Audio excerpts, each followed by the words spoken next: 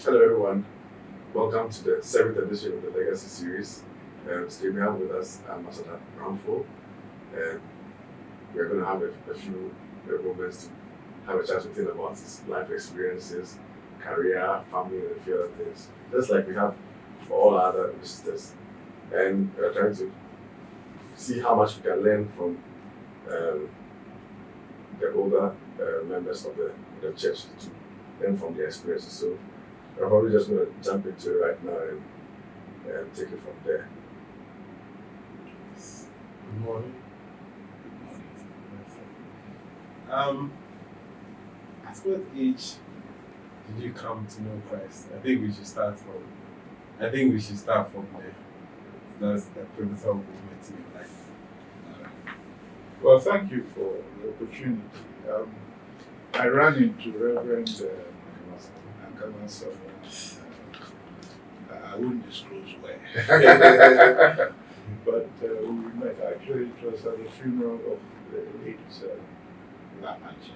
Okay. As you know, he was a member of the church. Yes. And he was also a key member of the men's fellowship. So I had made it a point to attend the funeral in my own capacity, but also as representing the men's church. And I ran into him there and he said, "Oh, thank God I've seen you here. I've always wanted to discuss something with you, but I'll talk to you later." So later, he spoke to me about this program and said that they had interviewed a couple of professionals previously and that they thought it was time to get on to diplomats and whether I'll be willing. I said, of course, I will be more than willing to share experiences. So I'm happy that the opportunity has finally presented itself. Now to your question. Frankly, to be honest, I will be the first to admit that I'm still waiting for the soul encounter with Christ. That conversion will enable me to give a declaration in terms of an actual date when I would have come to know Christ in the way your question implies. But for now, having been born into a Christian family, with a father who was a minister of the gospel in the Methodist denomination, I have been steeped in the Christian faith, which centers on beliefs regarding the birth, life, death, and resurrection of Jesus Christ. So while a baby, I was Christian, baptized. During early years in secondary school, I was confirmed, and I practiced my faith in the words of the Apostles' Creed, attend church, and practice Christianity through works when dealing with my fellow man.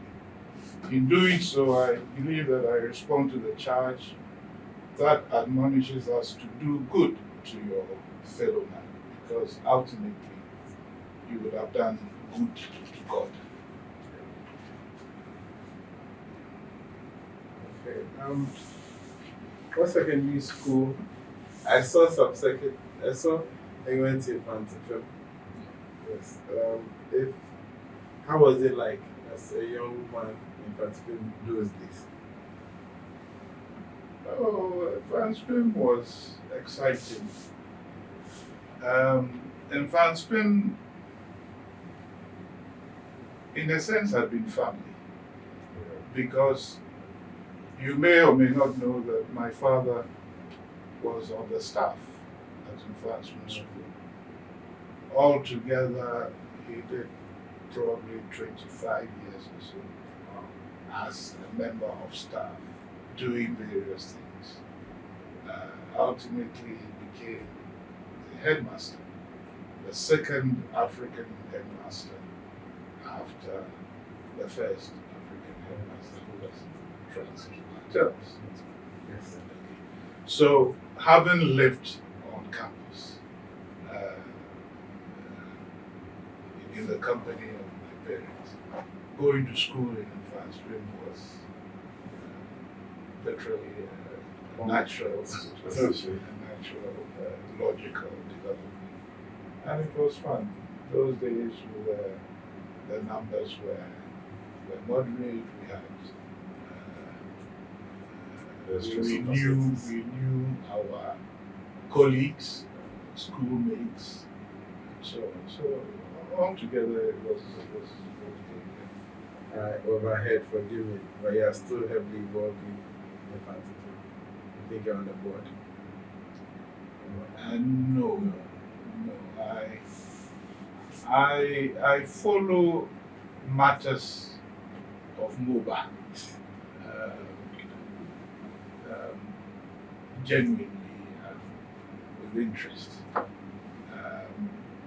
Incidentally, I think I was in the States that time, 2017 or so, when a call came through that they were going to have what they call an afternoon session with the late Kofi Annan, and that they wanted me to be the MC for the occasion. So I asked them, why me?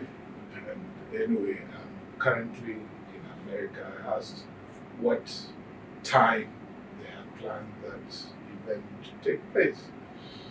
And so when they told me, I said, okay, by that time I will be back. And so we'll have more opportunities to discuss the modalities. But if really you wanted me to do this, can you send me a short letter or something inviting me to accept the role?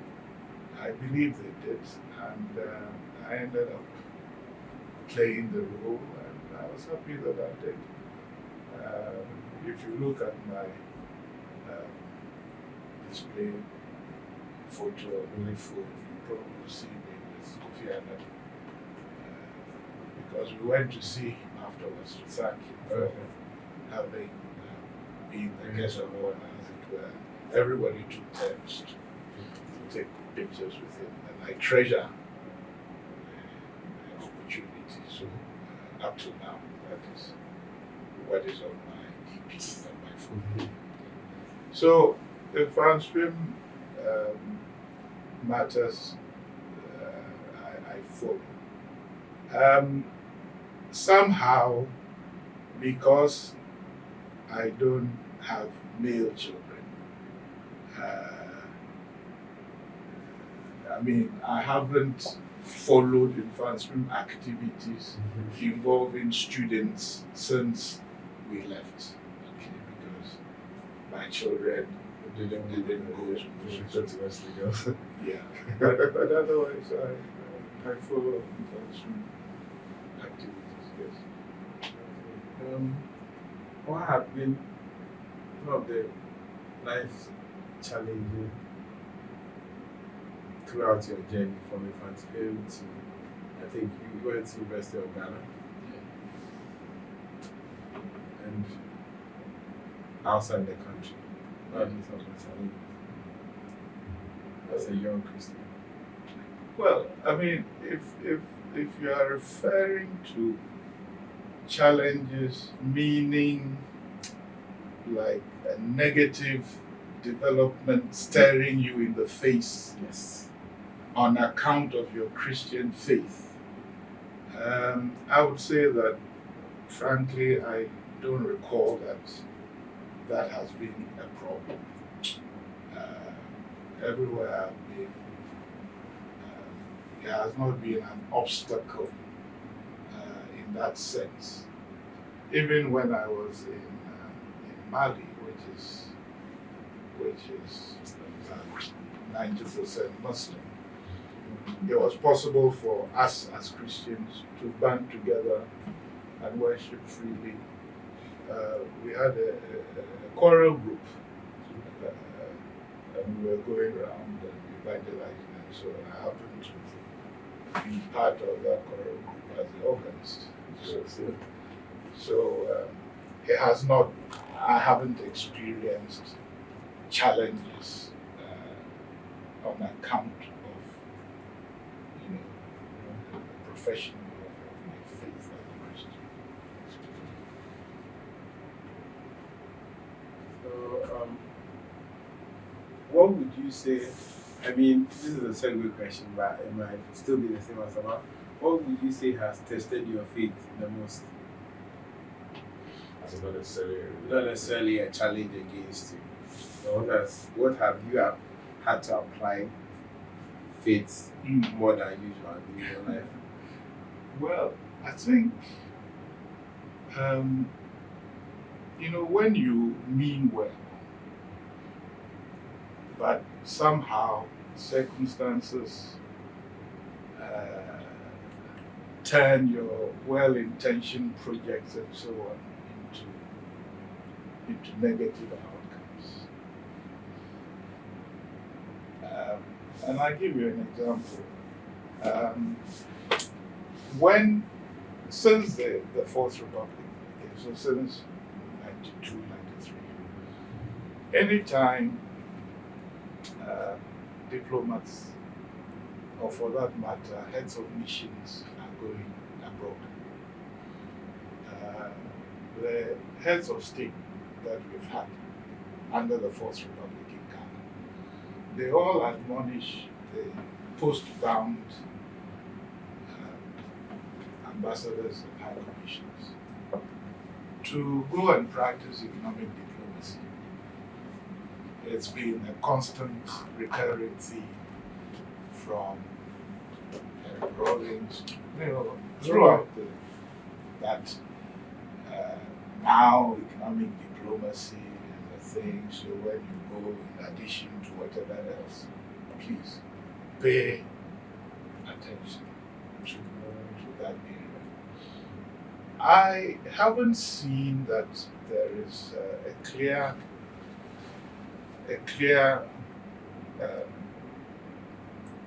definition or presentation of what it entails. The general understanding is there.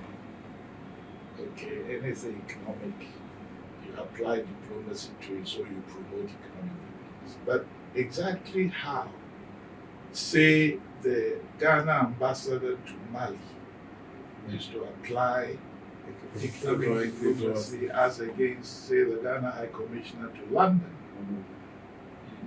Those things are not spelled out. So you embrace the challenge. And I think for the individual High Commissioner or ambassador, they determine how best to respond to the admonition to go practice economic diplomacy. So I went to Zambia for the first time as High Commissioner. This was like 2008. And so when I went, would be thinking of what to do in response to the challenge that practice economic diplomacy. I don't know how much time we have, but I could go into the detail and explain why eventually I set up what was called the Ghana Shop and Skills Development Center Limited. The idea was to promote made in Ghana goods and to provide an opportunity to exchange the cottage skills between the youth of Ghana and the youth of Zambia. That component never took off, but at least we opened a place where we received made in Ghana products occasionally for sale. It was a good project while it lasted, but we didn't have support, financial support for it from Ghana, even though I had discussed the whole thing with the then Minister of Trade, Minister of Foreign Affairs before we set it up, but we didn't have any financial support. So to cut a long story short, I had to go to see EcoBank and borrow money and plow the money into the operations. Economic diplomacy. Unfortunately, in the thick of things, I got notice that I was going to be sent to Japan. So I had to cut short the operations of the shop. We closed it down. I inherited some debt, which I paid subsequently from Japan until I liquidated it. Having been acknowledged as a good project during the Conference of Ambassadors by 2 successive foreign ministers, I thought that they were in the know as to what had happened. So when I came, I tried to get them to refund the money that I lost. And they told me to the face that they never asked me to do any undertaking any such thing. So in fact, but I did it for Ghana, really. Well, I intend to be an avid traveler. Not intend per se, but there are plans. Yes, so my question is a personal question. But my question is, with you moving around from place to place to place, country to country, culture to culture to culture, person to person to person, how has that shaped your perspective or impact you in any way? Like, what are some of the key insights or things you realized that you probably wouldn't have realized if you had just stepped outside Ghana to all these places? You just recently came back from Egypt. Well, all my life I was with the foreign ministry. So I thank the ministry tremendously for having offered me an opportunity to practice career along with 30-something years with the ministry. It offered opportunities for travel, for meeting with people, for coming to terms with cultures, different perspectives, and if you stay in, say, Germany and Japan, the attention to detail and precision and so on, at some point it rubs off you. Once you get out of that environment, you probably fall back to your Ghana flexibility in terms of time and so on. But, and I speak French, so I can see somebody and immediately trace a profile on that person, whether the person says a francophone, how likely is the person going to react in certain situations and so on. All that has become embedded as a result of my interaction with various cultures and so on. So I believe that ultimately I am a better person, and it is out of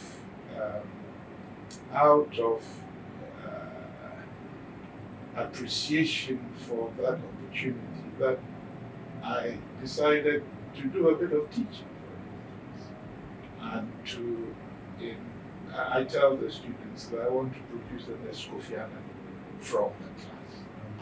You see, so it's my way of giving back. There's something I think about with respect to the traveling. How did it also affect the family dynamic? Yeah, it's a tough one.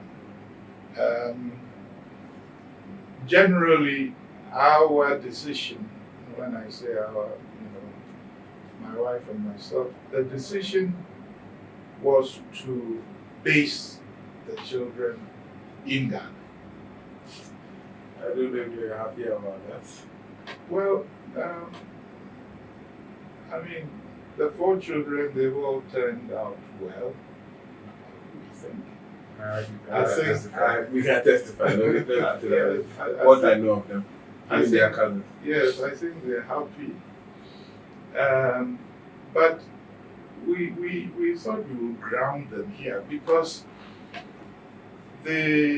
I was the Foreign Service officer, and as part of the duties, I was expected to do cyclical stay at the posts when the term came up.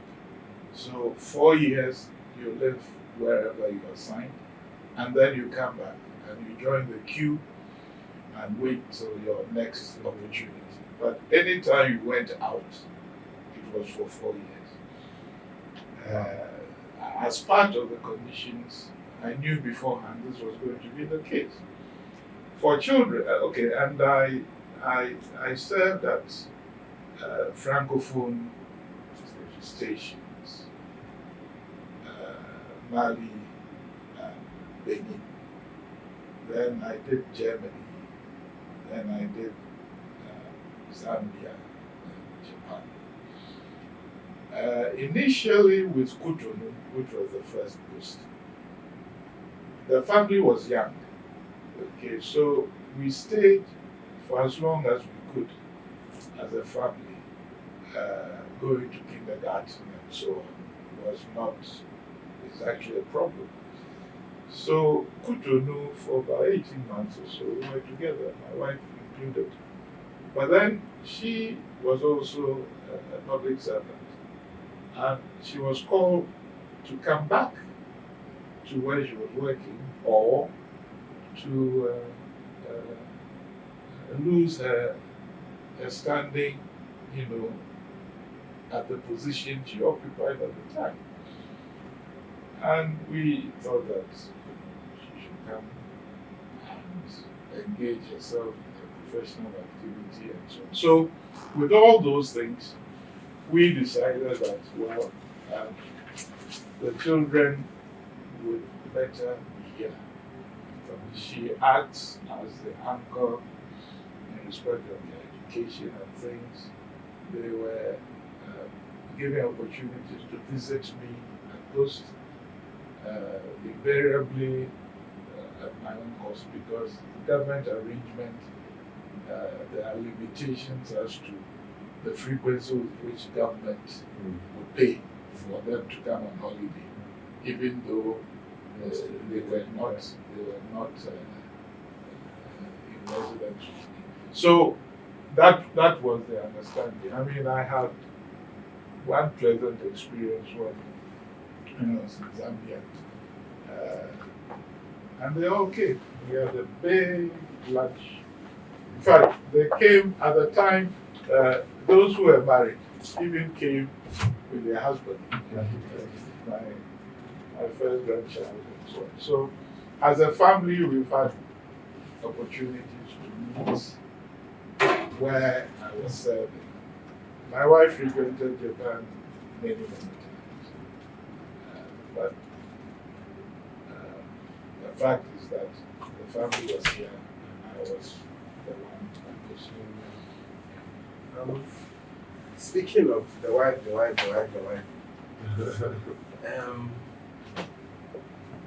How did you meet? And what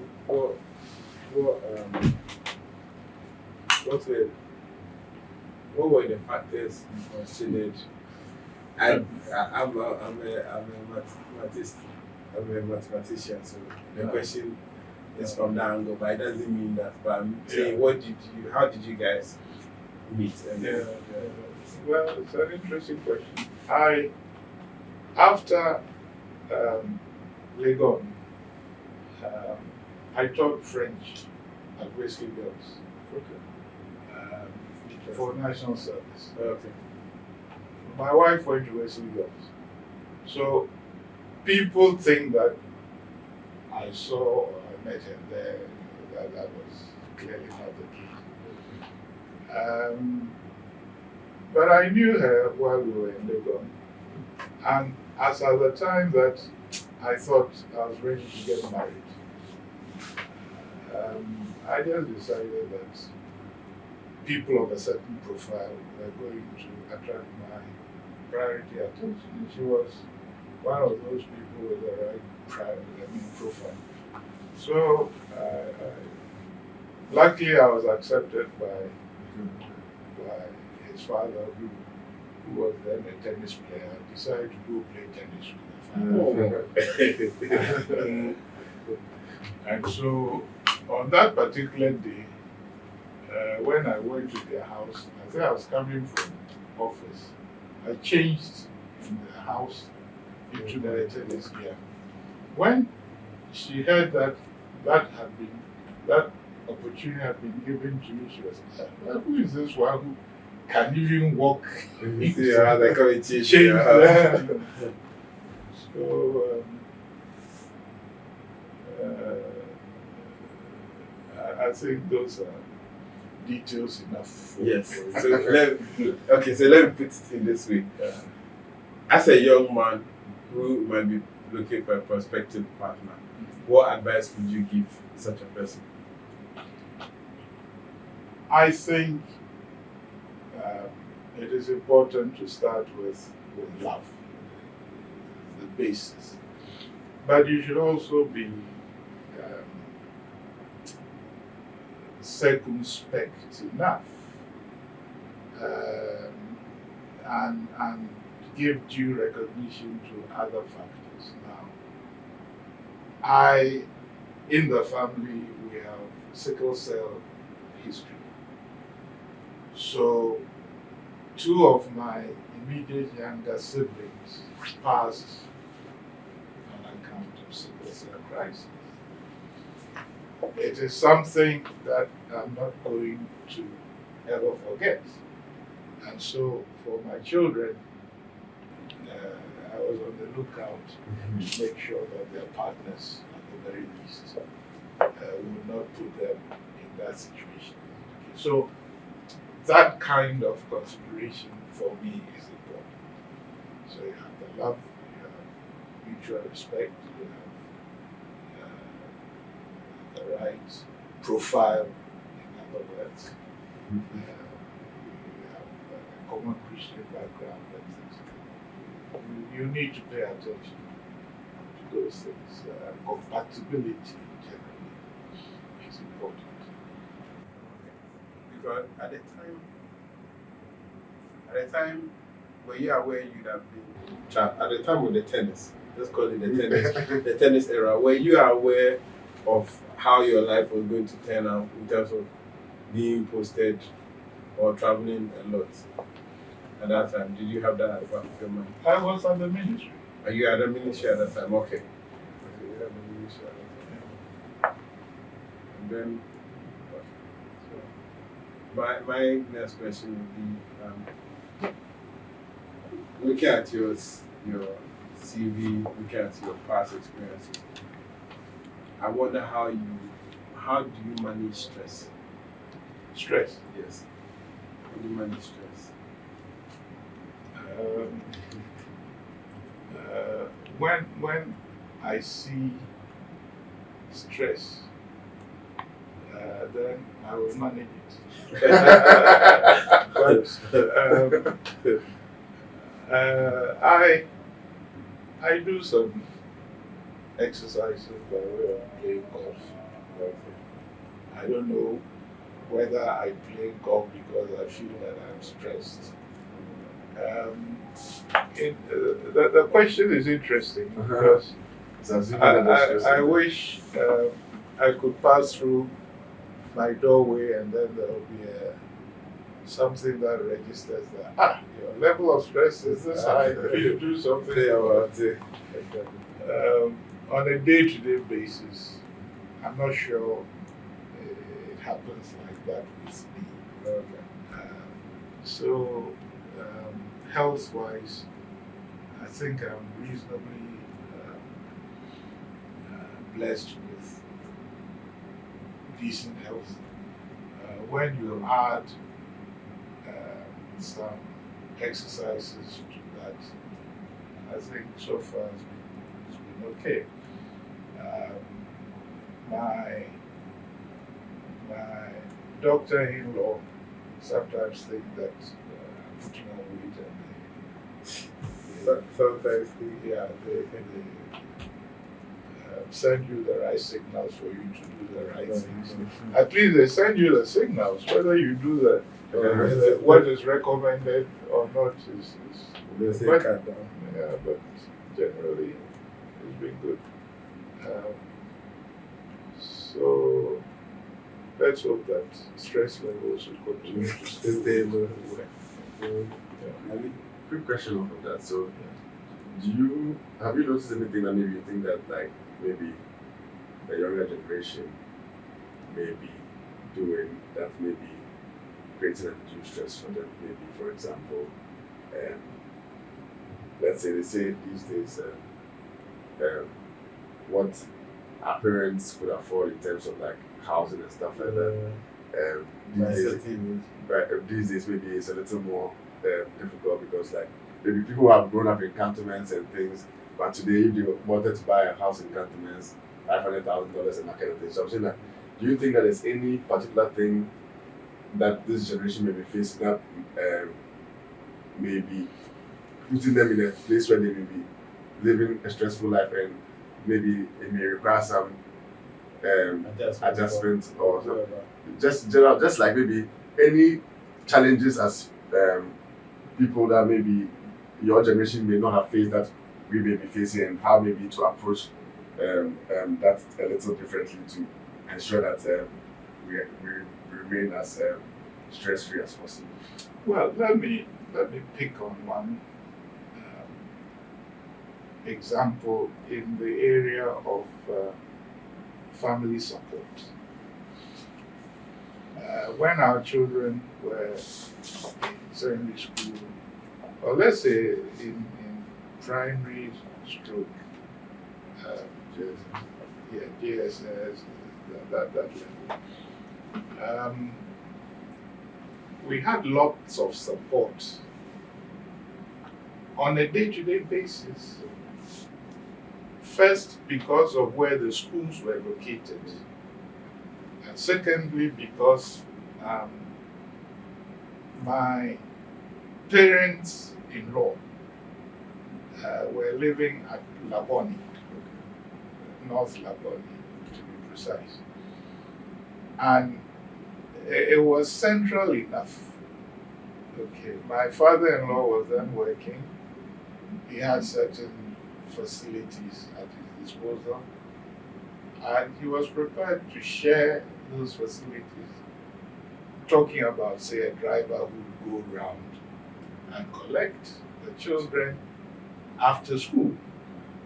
Okay, so it was a fairly sizable vehicle, and it was possible to collect all the children from one school to the next and come and dump them literally The grandparents' house.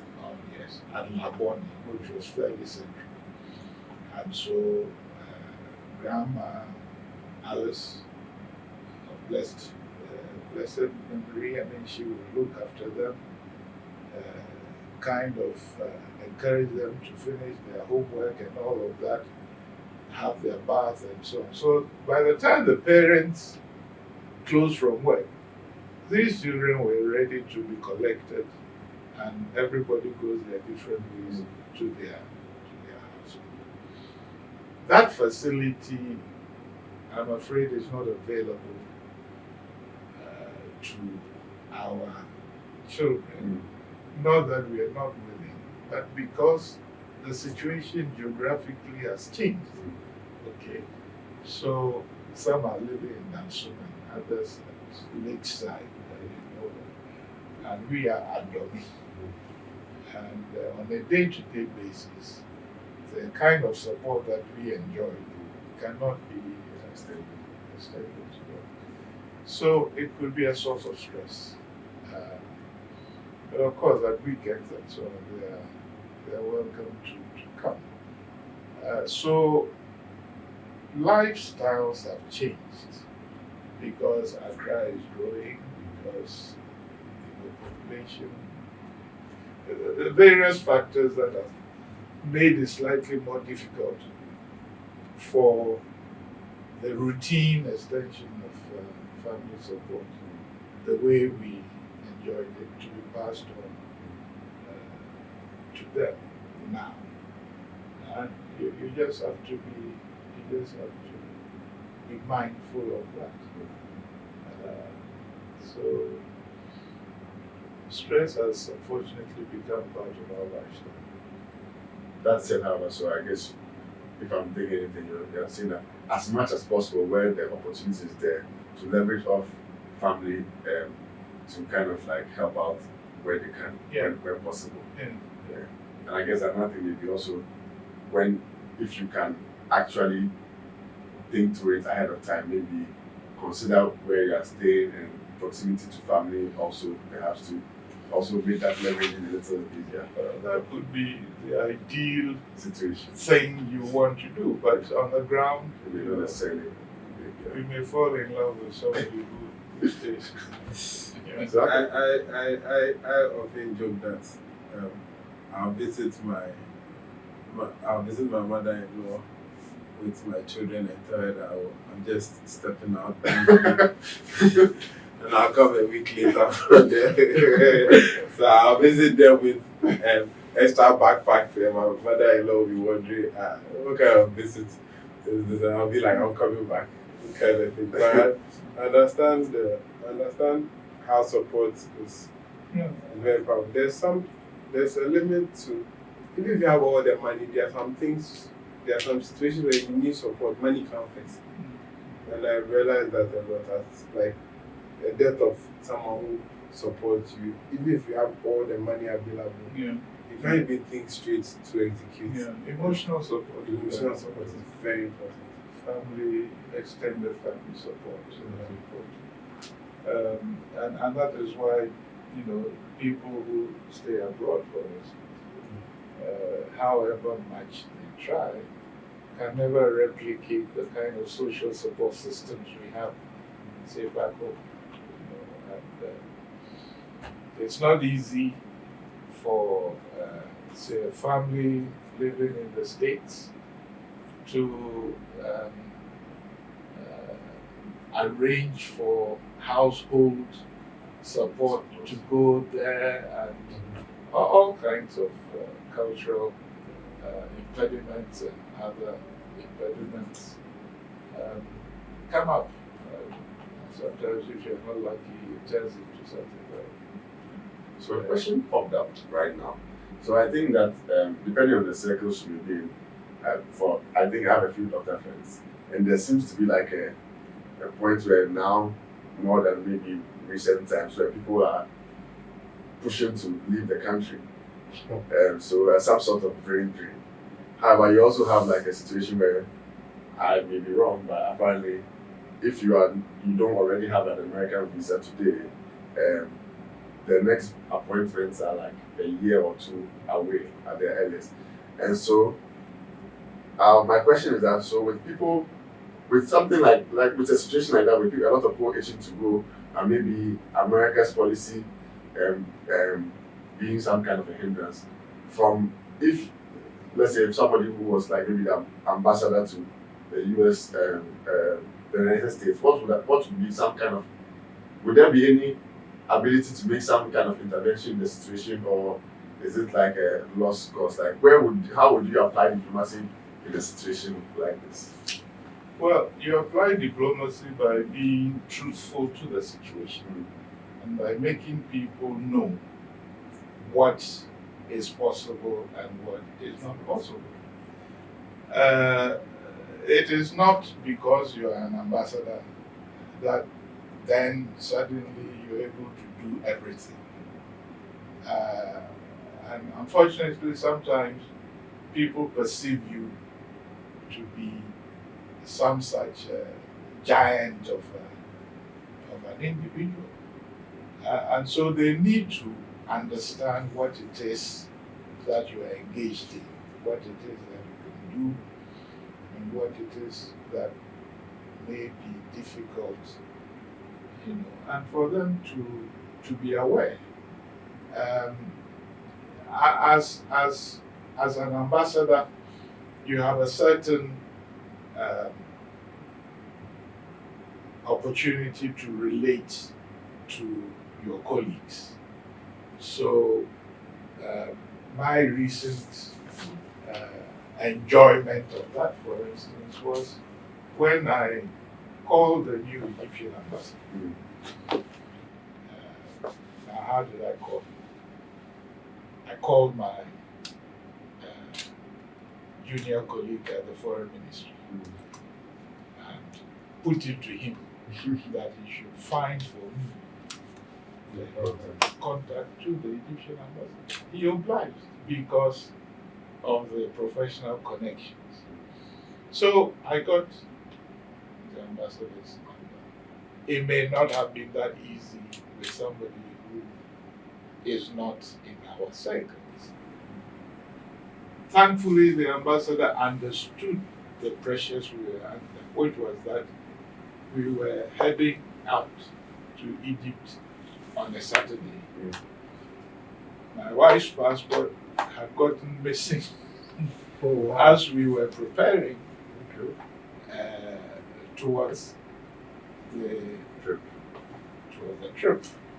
So we didn't have the passport, we didn't have the visa, and we were like 3 days shy of departure. And so, under a circumstance of that kind, the fact that you are talking to a colleague does help. And he ended up assisting us within the limits of his ability. So he told me, look, if you bring the passports on Wednesday, remember we're leaving on Saturday. So if you bring the passports to me on Wednesday, I'll ensure that you get the visa the following day, Thursday. Then you would have had Friday to sort things out, and Saturday you travel. And I thanked him. But now, the issue was that I had the passport, but my wife did not as yet have the passport. So, again, because of our circumstances, we were able to get the passport done in a day. But in a day, the whole of the day, Wednesday. So we could, when we got to the embassy, Egyptian embassy, they had closed. So I couldn't give it to them on Wednesday for him to keep his promise to deliver the visa Thursday. We had to go to them the following day. But even so, we did get the visa early enough to travel as you know. So, I mean, these are some of the peculiar situations you can find yourself in, and rely on the support of somebody like me as ambassador. But there are other times that there's nothing you can do. The situation you referred to with the Americans, largely because of the COVID, they've had accumulation of applications. There's nothing that, well, I mean, that has to be recognized, that it is a backlog. Okay, and they have their own pace at which they clear the backlog. But if you have peculiar challenges like going to attend a graduation or something, I'm sure there is possibility of adjusting the application. I, for whatever it is worth, was approached by the wife of a former ambassador. The ambassador has passed. The wife wanted to go to America because she had lost her sister, and the funeral was, the date and all of that was there. I ended up intervening, but even with the intervention, she didn't get the visa to go to catch the funeral. She went, I think, a week or so after the funeral. But that was the process was shortened as much as possible under the circumstances for her to travel, but to travel after. So, to repeat the point, I mean, you can do certain things because of your position, but not everything. And people just need to be aware of those limitations.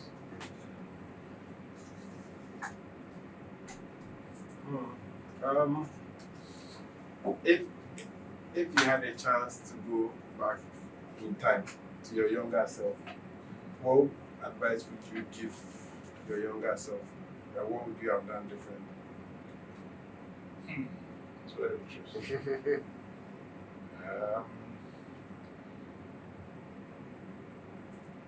My younger self, I probably would have applied to go to the foreign ministry again. I probably would have expected the foreign ministry to give a little more balance in my career path, because altogether I did about 35 years or so, but I never got the chance to serve at what is referred to as a conference post or multilateral posts. I was at bilateral posts throughout. More African one, European, and 1.5 years in Japan. I think the balance could have been a little better. So you do a stint in Africa, you do a stint in Europe, you do a stint in America, you know. So that kind of career growth path for me could have been slightly different and better balanced. But otherwise, I think the foreign ministry was a very enjoyable experience. And as I said, if I had my way, I would produce the next Kofi Annan's next visa centuries. I'm waiting for that next week. Next week, and I'll see. How did you choose your friends? Friends.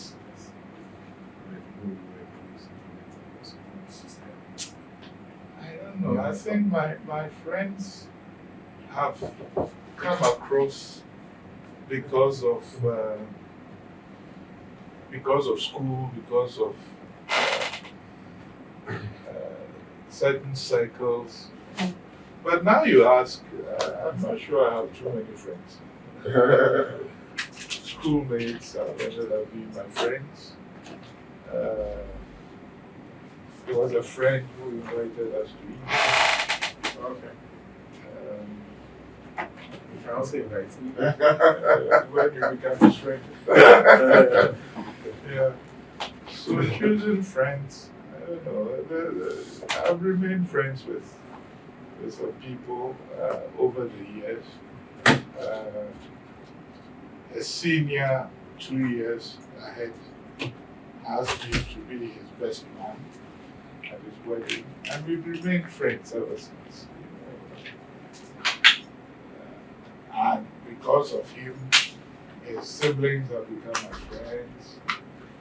So, choice of friends have happened largely because of circumstantial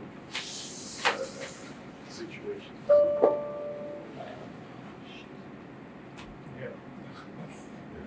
What would you like to see in society today?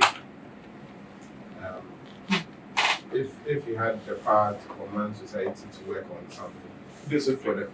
That's a good answer. Discipline. Yes. Um, discipline. yeah, it worries me a lot. Um, Discipline on the roads, discipline in what you do at workplace, and the growing indiscipline on the roads is just too much.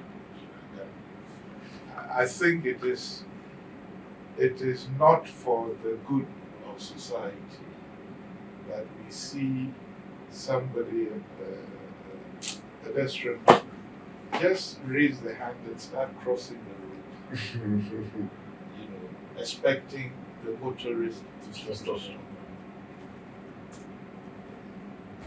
So things like that we should be able to tackle vigorously as a country. There are certain national habits that should not be allowed to fester. And these are some of the very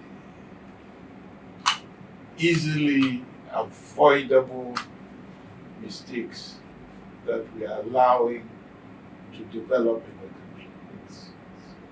So who sets the tone to fix this? Yeah. Well, that would have been my next question.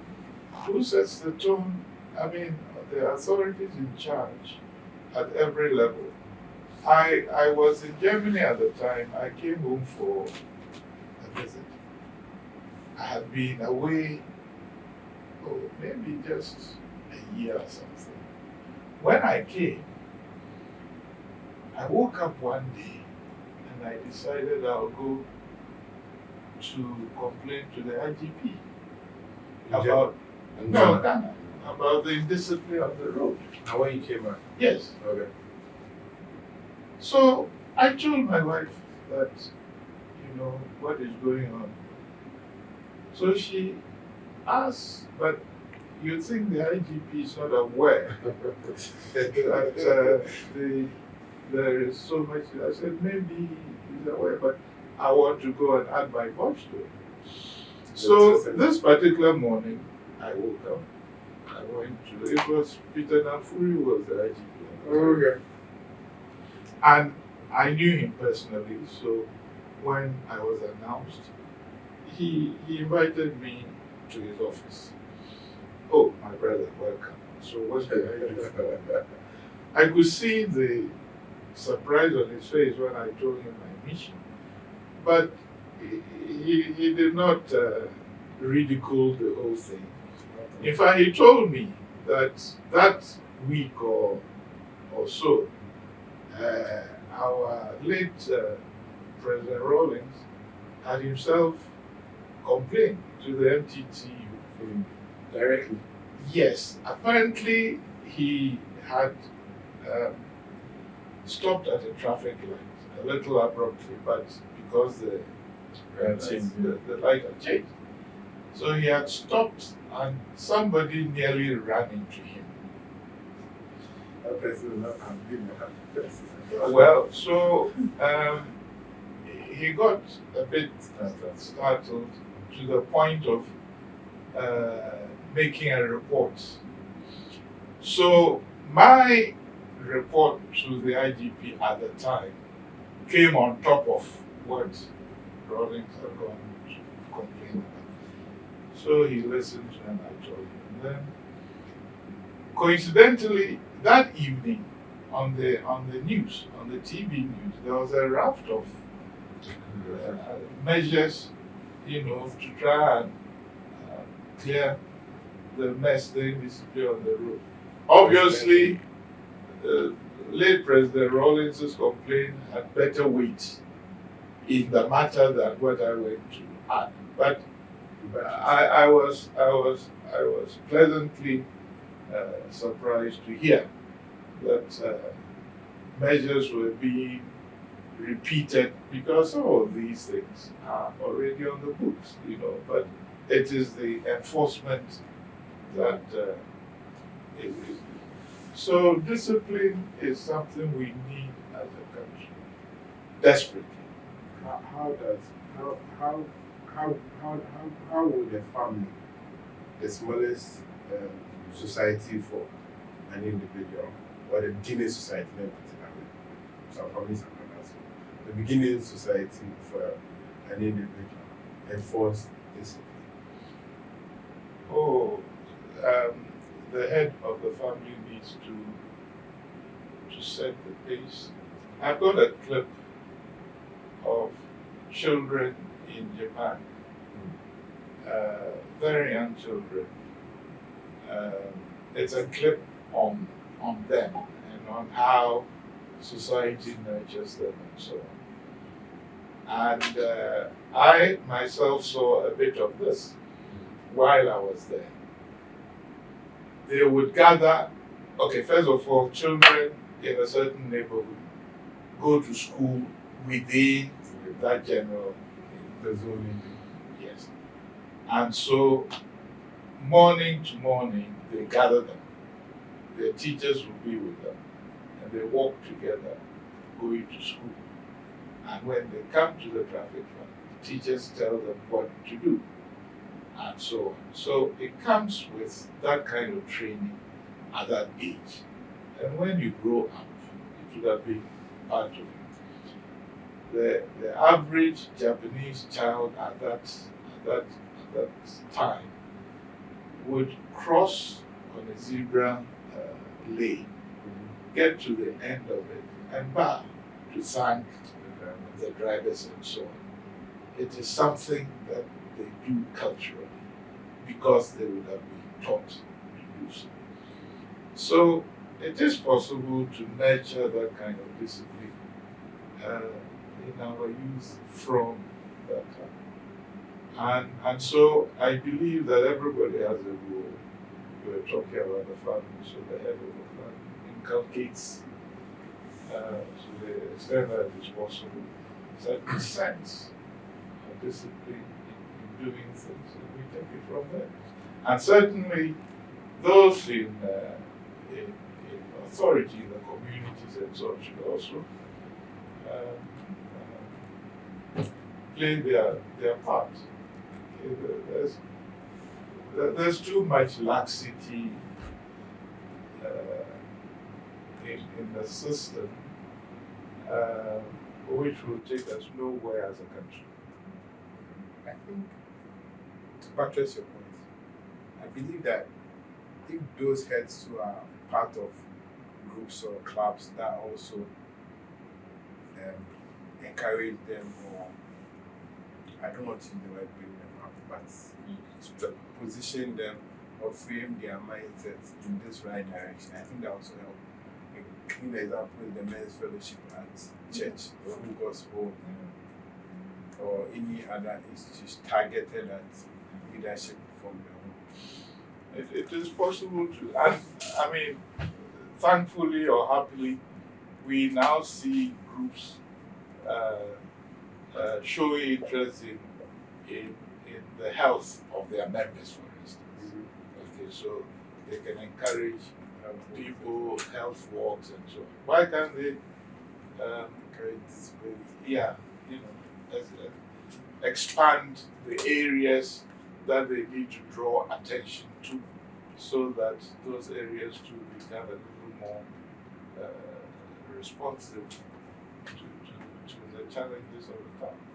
It is something that we can do very easily without waiting for our white partners to come and draw attention.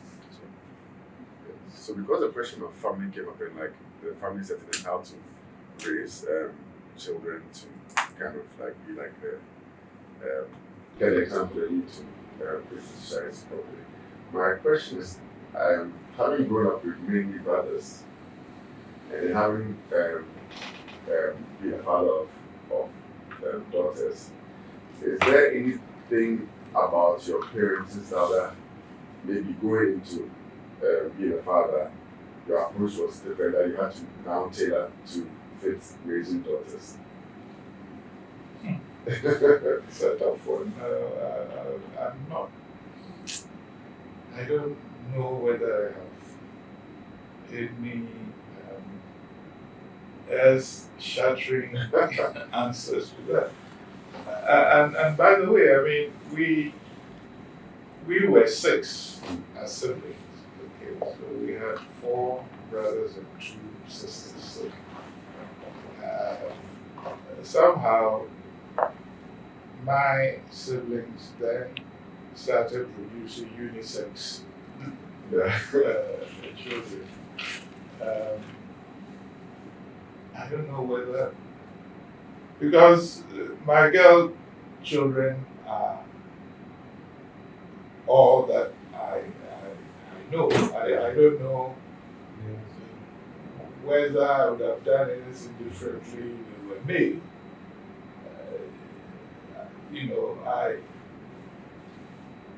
That opportunity was not available to me, so I don't know whether I would have done something differently. And frankly, raising of the children, everybody contributed, everybody. Um,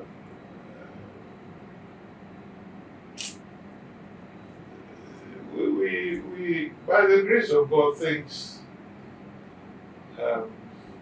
turned out the way they turned out. We didn't have too many awkward challenges, and we are God thankful for the way things have ended up. The blessings are abundant. Yeah. All right. Yeah. If I know you said the discipline thing, but this is something I think about in the sense that if there's a legacy or something you would like to have executed over your lifetime that maybe you weren't able to match, you still like that to be done, what would that be? Something executed, like if you wanted random, like maybe you wanted to go to the grand hospital or something, if you wanted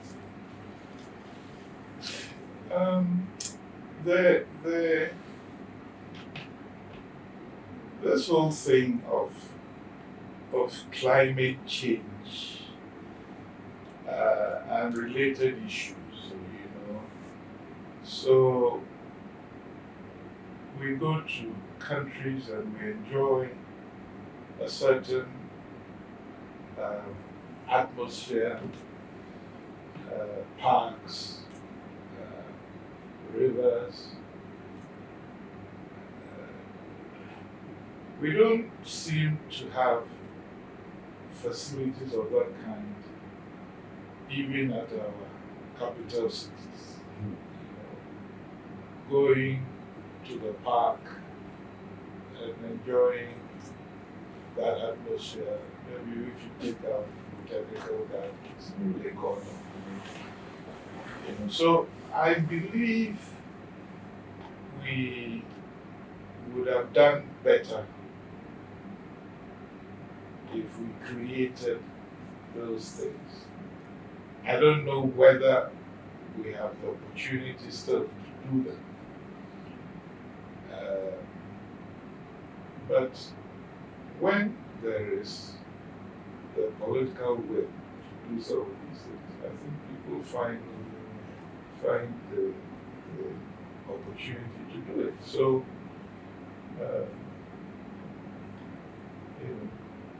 responding to the climate challenges of our times would help us. They relocated the Accra Zoo to someplace, Ashwater Forest. I've never been to the zoo, but I think my children and my grandkids go there from time to time. I think we have to bring back a certain sense of places of relaxation.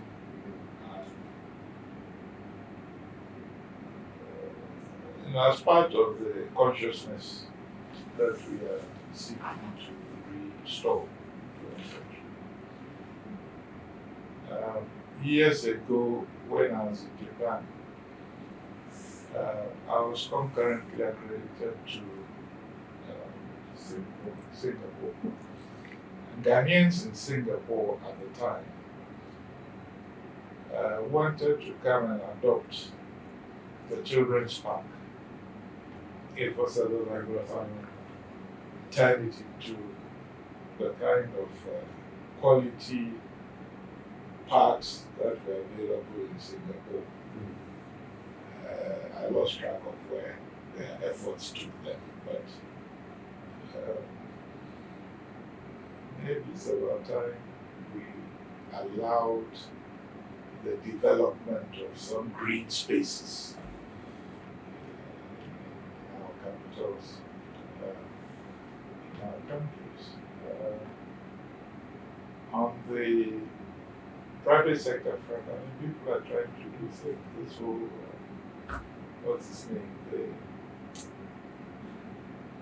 The guy in, no, not but there have been, I'm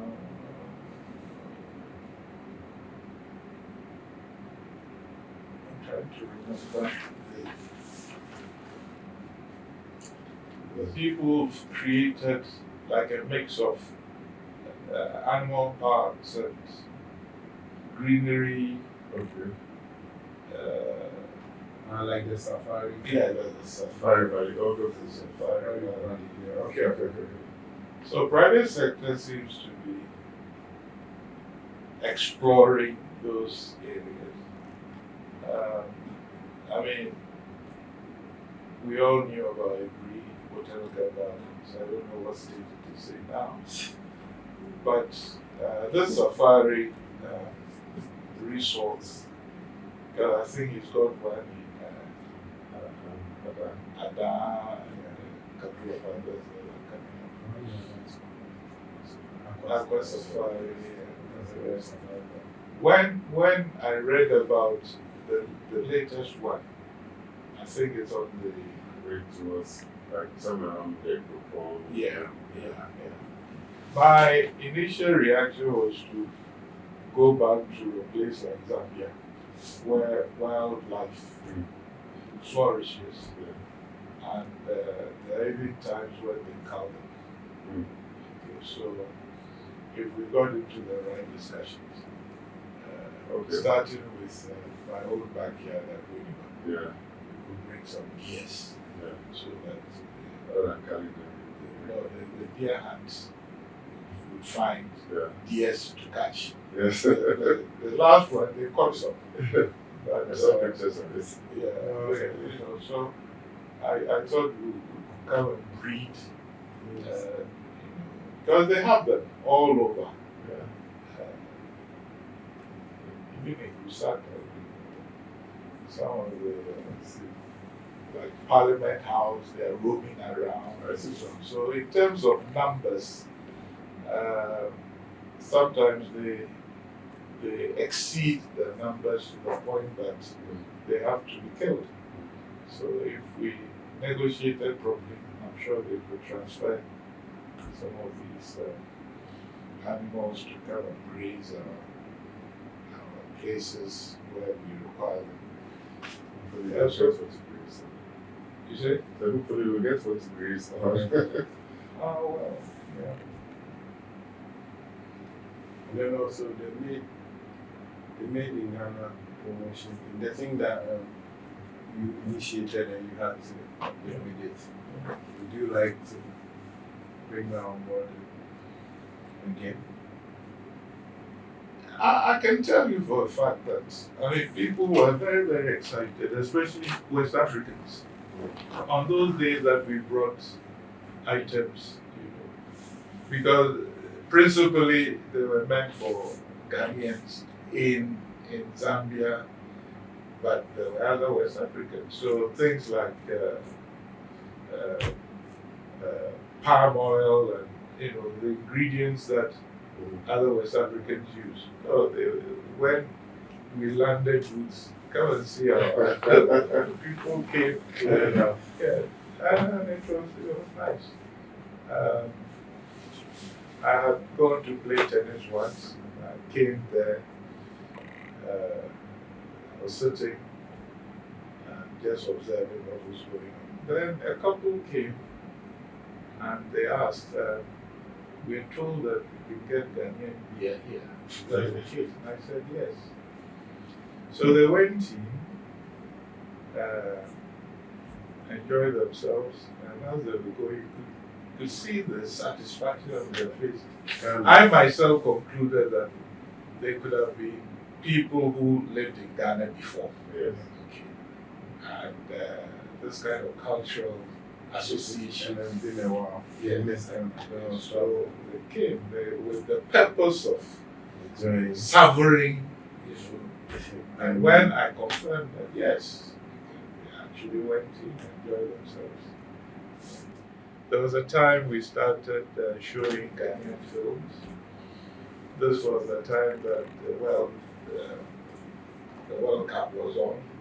So we created a big screen.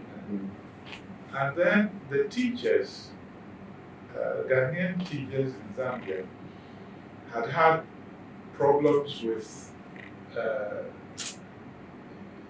there was some payment due them, and it had lasted for the longest while.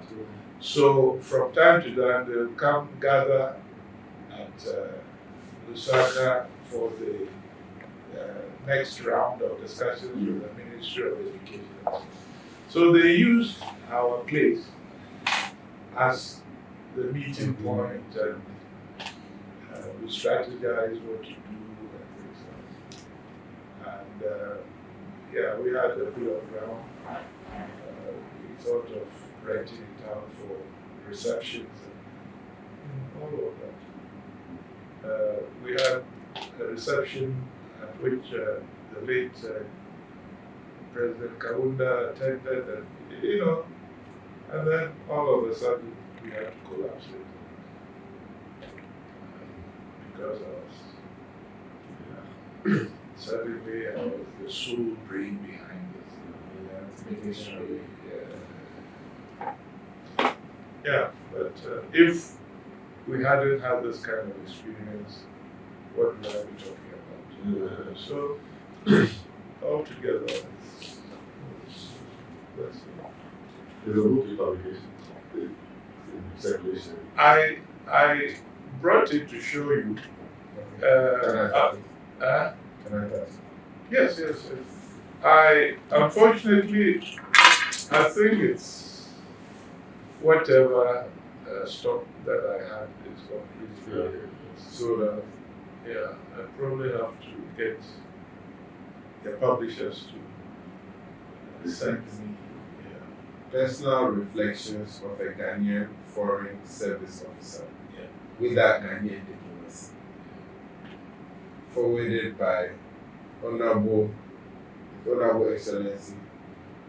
His Excellency Dr. Kenneth David Kaunda, GCEZ, First President of the Republic of Zambia. What was it published? 2013. Good story. Okay, so where is it for the where is it in circulation if there are any copies left? If really you're interested, I can check with Foreign Ministry. I left some copies there. I don't know whether it's still. Otherwise, when next I get a consignment, Yes. Yeah, that's cool. And these families, so me, you have to go. Do you have any questions? I was going to ask whether we haven't finished. We are there. We are actually there. So that's my last question. Do you have any questions? So I think the legacy idea is good. When Reverend Ankama someone spoke to me about this. It was like I was going to share the platform with EDC. EDC, though I don't know whether that is still the case. I think so, sir. Oh, she was on So okay. So hopefully, when the youth listening to some of the experiences, it may produce something. That's right. One very last question. So for anybody who may be interested in the diplomatic space, what would be the recommended routes to a career in diplomacy? You know, we after graduation, at the time there was the Public Services Commission, which organized what they call graduates. There was a graduate entry into the public service. It was an exam. Okay. So you took that exam to get into the public service. Once you were accepted, then they found you out to the various ministries, beginning with what probably you would have indicated as your preferred choices. Somewhere along the line, the role of the Public Services Commission was either completely diluted or taken away, and individual ministries started their own recruitment processes. They contracted people, organizations to, particularly the West Africa exams, to organize the examinations allowing intake. I believe that is the case now. So you have to know where next such the next round of recruitment process is starting. You join it. For a long time, the whole of the public service, there was a freeze on recruitment. So that also slowed down, the process. But I believe from time to time you hear that clearance has been given for recruitment to be done, and then you need to be at the right place at the right time in terms of joining the next lot of would-be applicants for you don't go wrong by sending your application to the ministry for it to be to be kept on the file. I don't know whether we got to the point where the recruitment process is strictly online, for instance, but that too has its own advantages. I did mention that I was with the Secretariat of the African Continental Free Trade. Lately, they advertised a number of positions, and the approach is online. So you need to put in your application online, and they got us to understand that approach enables them to assess you as per preset criteria. So when they read that you have done this, and the other, it registers a certain way, and then the process continues. So an online process has its advantages, but In our case, you want to go and see somebody who knows somebody who see whether your name is there Sure. before the next physical exam, for instance. I have a Yes. final. So, this question can be brief or long depending on answer. How would you advise one manage their finances, especially in this era? Manage their finances. Any tips?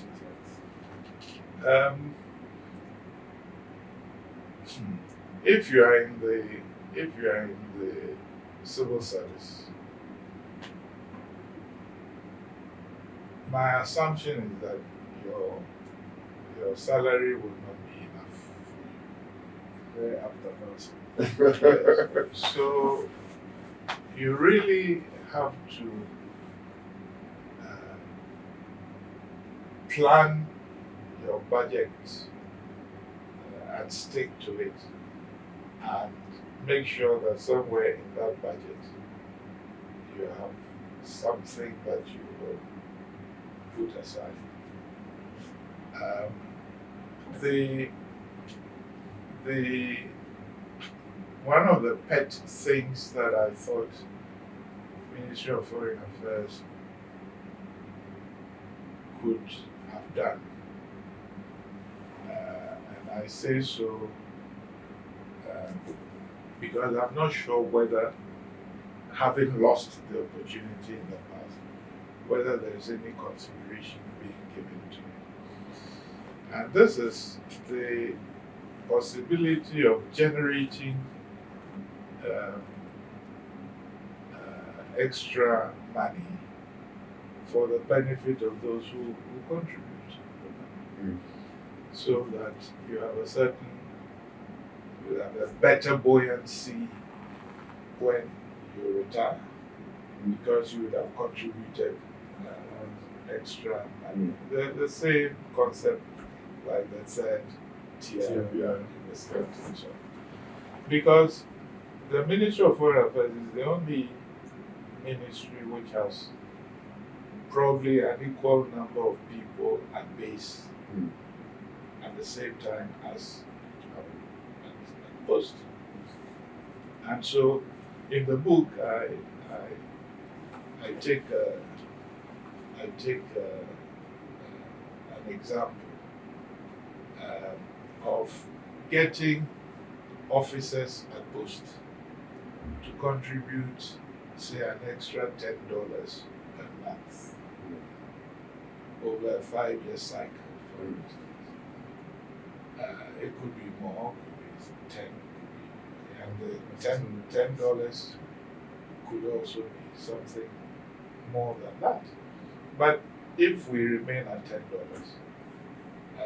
over a 5-year cycle, you contribute X amount, and then you invest it. You see, so this is over.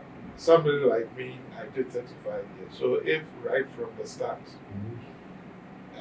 35 years was made available, so every month I contribute, you can imagine at the end of the day. But this amount will stand in your name, basic. And then when it is invested, the dividend also comes to you as a contributor. So this is when you are at post. When you are home, even if you do 10 CDs over the period, and this will be your own money. I mean, when I say your own, it will be the money that would have been generated by staff of the Ministry of Foreign Affairs for the welfare in future of the staff. So you get people to manage it properly and make sure that at the end of the day, those who contributed benefit. It was an area that I was very, very passionate about, because on the Independence Avenue, you see Nat Heights. Okay. If you investigate how that came about, invariably you will conclude that it is their own foresight, using their own money to acquire that kind of investment over time. I'm told that, I think it's not, that they have what is it, guest houses all over the regions. So staff can walk in there and negotiate for the use of those places as current or past staff, and therefore, or even sleep there and so on. Those investments, I mean, if ministry or Ghana National Association of Teachers, if they can do it, being an outfit that is local, how much more a situation would improve with Ministry of Foreign Affairs, where at any point in time you have already the potential of raising foreign exchange in addition to. So, Ministry of Education people, when they retire, I think they have some land there. People can acquire some, build their own houses. The Ministry of Foreign Affairs is a bit short-sighted when it comes to those areas. And I just think that even belatedly, some such scheme can be introduced. My wife, having worked with the customs, did indicate that they have something similar to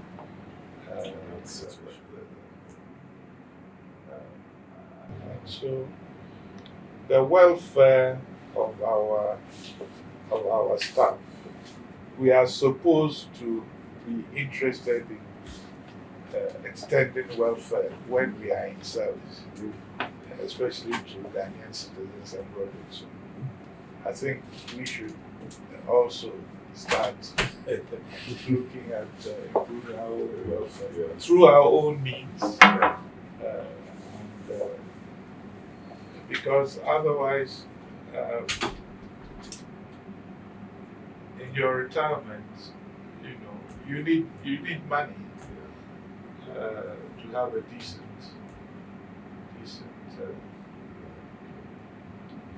life. Thank you very much.